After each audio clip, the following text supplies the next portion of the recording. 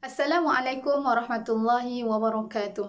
InsyaAllah hari ini saya akan mengupas mengenai topik kesan jika ujian formatif dijalankan tanpa ujian sumatif. Bermaksud, di negara kita ini hanya menjalankan ujian formatif semata tanpa ujian sumatif. Jadi apa kesannya? Okey, sebelum saya pergi kepada kesan, marilah kita tengok dahulu apa maksud ujian formatif.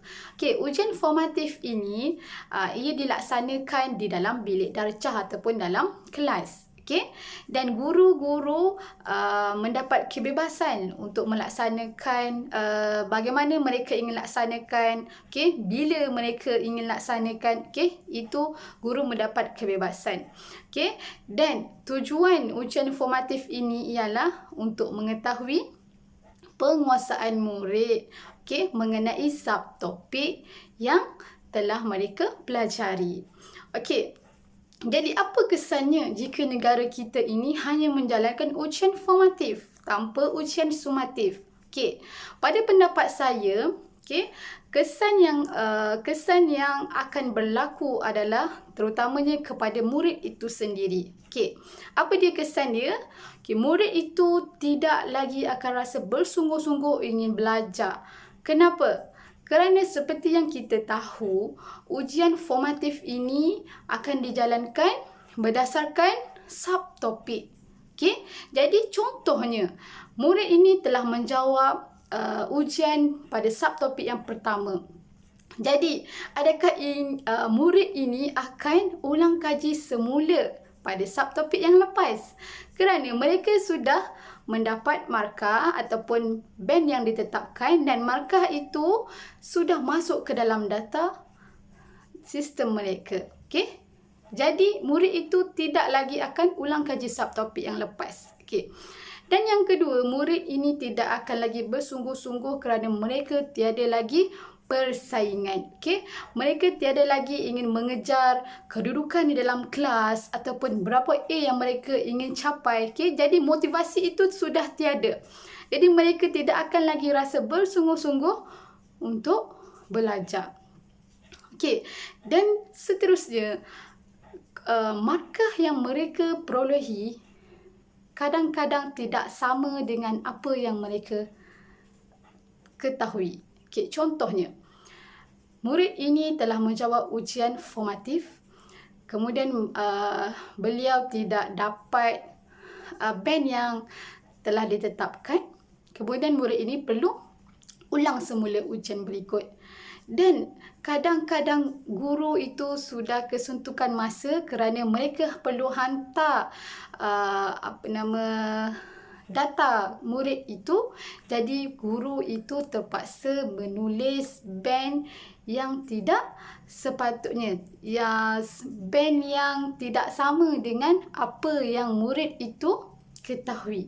Jadi adakah objektif pembelajaran itu tercapai? Okey?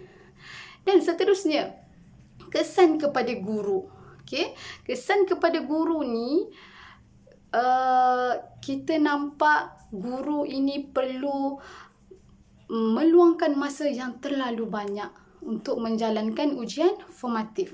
Okey, yang pertama, guru-guru ini perlu menyediakan instrumen kepada murid dan ia juga perlu instrumen itu perlu berbeza mengikut keupayaan murid. Okey, contohnya murid yang lemah, murid yang sederhana, murid yang cemerlang. Okey, guru perlu menyediakan instrumen yang berbeza. Jadi ia di situ kita nampak guru perlu meluangkan masa yang terlalu banyak. Okey, dan yang kedua, jika murid itu gagal ataupun murid itu tidak dapat capai band yang ditetapkan, murid itu perlu ulang semula ujian berikut dan guru perlu sediakan instrumen yang lain. Okey? Dan seterusnya, selepas selesai ujian formatif itu, guru perlu memasukkan data murid ke dalam sistem. Dan seperti yang kita tahu, sistem itu agak lemah. Jadi guru perlu meluangkan masa yang terlalu lama dalam proses untuk memasukkan data murid ke dalam sistem. Okey, kerana guru perlu menunggu dan menunggu. Jadi proses untuk menyiapkan satu ujian formatif itu terlalu lama. Okey, berbeza dengan ujian sumatif. Okey, ujian sumatif seperti yang kita tahu, kita buat satu kertas soalan dan kertas soalan itu semua sama. Okey, setiap kelas semua sama, setiap subjek semua sama. Okey, dan guru hanya perlu menanda, sekali je menanda, lepas tu kita masukkan data. Okey, dan perjalanan itu ataupun tempoh penyediaan itu sangatlah singkat. Okey, jadi bila guru perlu meluangkan masa yang terlalu lama, itulah menjadi bebanan kepada guru tersebut. Okey, jika bebanan guru terlalu banyak, kualiti guru dalam pengajarannya akan berkurang. Jadi jika kualiti pengajaran guru itu berkurang, bermaksud akan memberi kesan yang buruk kepada pelajar. Okey, pendidikan pelajar itu akan berkurang juga.